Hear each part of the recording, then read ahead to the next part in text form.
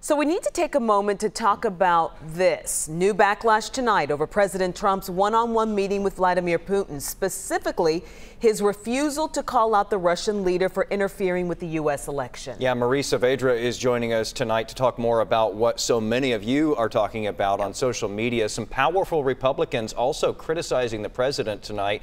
What exactly are they saying, Marie? A lot of them feeling disappointed and also some elements of betrayal, believing that the president was in Russia and believed Vladimir Putin over the people in his own country. Now, if you missed this press conference today between the two leaders, we're going to catch you up with the moment that stunned so many.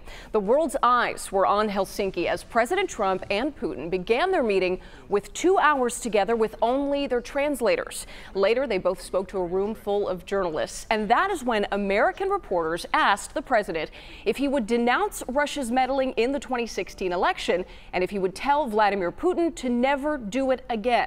Here was his. You just said it's not Russia. I will say this. I don't see any reason why it would be. Now, this comes 72 hours after the Department of Justice indicted 12 Russian intelligence officers for hacking emails of the Clinton campaign and the Democratic National Committee.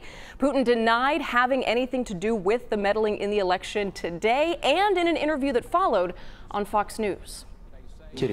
I'm not interested in this issue in this single bit. It's the internal political games of the United States.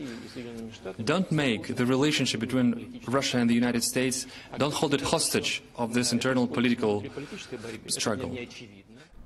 So Putin denies any involvement in interference. President Trump is accepting that today, and that did not sit well with many people, including some members of his own party. We want to start tonight with Representative Will Hurd. He represents West Texas, saying, "I've seen Russian intelligence manipulate many people over my professional career, and I never would have thought that the U.S. president would become one of the ones getting played by old KGB hands."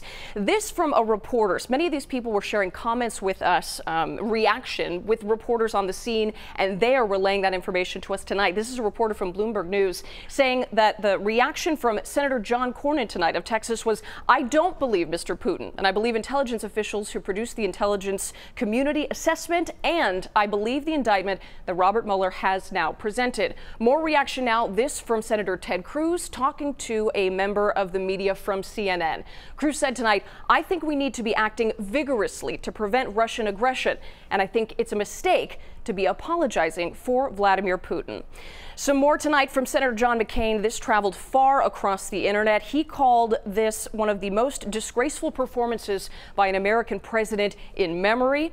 Also, this from Mitt Romney. He also called today's exchange disgraceful, saying Russia remains our #1 geopolitical adversary.